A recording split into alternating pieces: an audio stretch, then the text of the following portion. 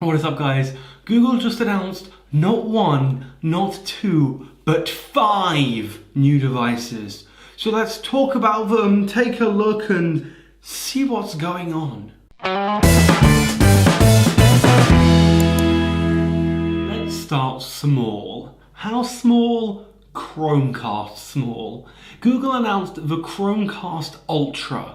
Now, if you're wondering what that is, for £69 or $69, you can buy what looks like more or less a Chromecast, except they flattened the top and sent all the bulk to the bottom, and it looks kind of glassy plasticky on top, but it can handle 4K HDR. The Chromecast Ultra has roughly 1.8 times the processing power, and that is specifically for this use case.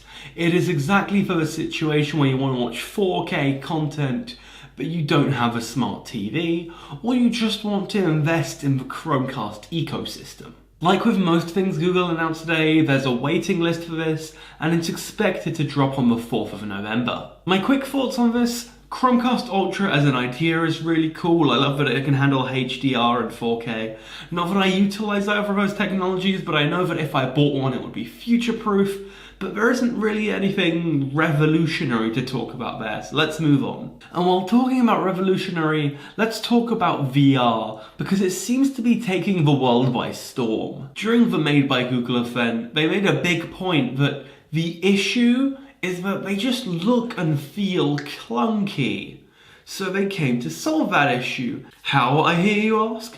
They made the headset out of the same material that they make clothes out of. It's breathable and lightweight, so it feels like you're wearing it as opposed to it's just being attached onto your face. The fact it's breathable means that it doesn't heat up as much as well, which is particularly important when your phone is really heating up. They were really pushing simplicity, and that's something that definitely shows through with the Daydream View. To put your phone in, you just put it in place, and there's a latch, and that's it, you're good to go. Everything communicates wirelessly, and you don't even need to line up your phone. The magnets within the Daydream View ensure that your phone is always in the perfect position. But that's not all. They were squarely taking aim at Samsung with their Oculus VR headset, as this headset even comes with a controller with positional recognition, and you can use it to control stuff. So you're looking and you're in a spaceship and you aim by moving the controller around, or you're in a Harry Potter, what's the movie called? Mythical Beasts and Where to Find Them? I think that's it. And you're kind of controlling a magic wand. This is another one of those things where, though not revolutionary, is definitely really, really cool. It also costs £69 and is also expected on the 4th of November, just in case you couldn't tell, there's a trend here. So keep an eye out for that as well. And congratulations, you made it deep enough into this video that I deem you worthy. Worthy to talk Pixel. Pixel is their new line of phones. One is called Pixel and the other is called Pixel XL. The difference being one is 5 inches and one is 5.5 inches. Before we talk hardware, let's quickly talk software, because they took aim at Apple so intensely that you can't not talk about it. In fact, if you go onto a Pixel website right now, what you will see is a pane, one of the advertising things out of 4 or 5, reads "Switch in 3 simple steps." That's because Google's new software means that all you have to do is plug your lightning cable, one end into the iPhone, the second end into an adapter, which comes in the box, plug that into your Pixel or Pixel XL, and that's it. Everything gets carried across and you are good to go. And the second thing you can't forget to mention when comparing it to an iPhone is that it has a headphone jack. The fact I have to say that is embarrassing in its own right. However, this phone is no slouch. It comes in either 5 inches with a 1080p display or 5.5 inches with a 1440p display, and is otherwise identical apart from battery capacities.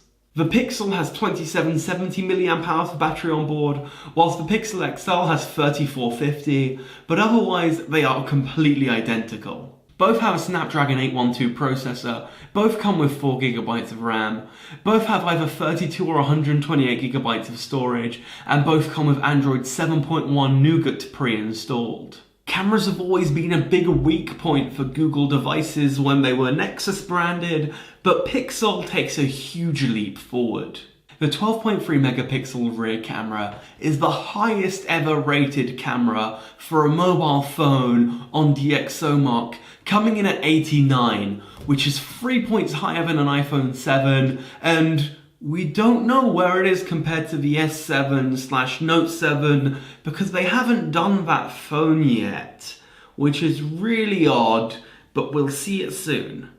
Hopefully. Otherwise, it looks like a genuinely good phone. And now you're asking, George, how much does the phone cost? And I'm replying, that's a very good question, viewer. Well, here are the pricings. It's £599 for a Pixel and £719 for a Pixel XL, and then add £100 to either of those prices if you want to know the 128GB version variant instead of the 32. One thing to remember when you purchase this phone though is that you get unlimited free storage on Google Photos in full resolution, which means that you might not need the 128 because you can put it all onto Google Photos, but that depends on whether or not you're in the ecosystem and whether or not you want to. Fear not though, because Google announced even more. The first one was another big one. Google Home, their smart speaker that they teased at Google I/O but never showed, made its proper debut. It can control lights and smart stuff using IFT, and it has native integration to a bunch of stuff, but most importantly, in my opinion, it can control your Chromecast. If you went, okay Google, play Netflix, oh damn, I just triggered my phone. If you said, okay Google, play Netflix on the TV, it would play Netflix on the TV, which is cool. Otherwise, it does feel very Amazon Echo-esque, except with the Google twist on it, but most importantly it comes in at $150 cheaper, costing just $129, and if you're wondering why I've just switched from pounds to dollars, it's because this and the Google Wi-Fi, which I'm going to discuss in a second, aren't available in the UK yet, which is really heartbreaking in my opinion. Last but not least, the Google Wi-Fi is a router/wireless hub designed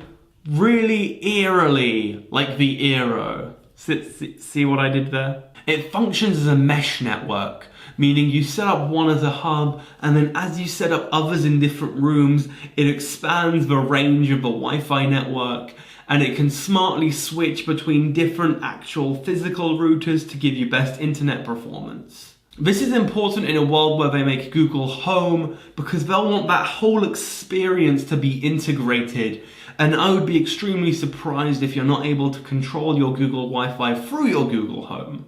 One of the cool features though, if you have kids, is you can pause individual devices. Now the example they used, and one that a lot of families will probably relate to, is that you can put it on pause when you're supposed to be having dinner. So if your kids are upstairs messing around, you can go, pause the internet, and then they'll come downstairs, you can eat, and then you can unpause it. Other than that, it is the same home mesh Wi-Fi you'd expect, and much like the Google Home, it costs $129 and is coming early next year. Anyway guys, thanks for watching. That was sort of a quick rundown of everything Google announced. If you want me to talk about any of them in depth, be sure to leave a comment below. If you liked the video, make sure to hit like. If you didn't, I'm not quite sure why you're still here. However, you can click up here to see the previous video, which was really different. It was all about the value of money. Go check that out. That's really cool and something we don't usually do around here, but I thought it'd be an interesting video. And then if that's not for you either, fear not, because you can click up here to see absolutely anything. It's a random mystery video from Snappy-Tech's past. It could be completely anything. Click on it and find out. Hit subscribe to see more videos like this one, and I'll see you guys next time.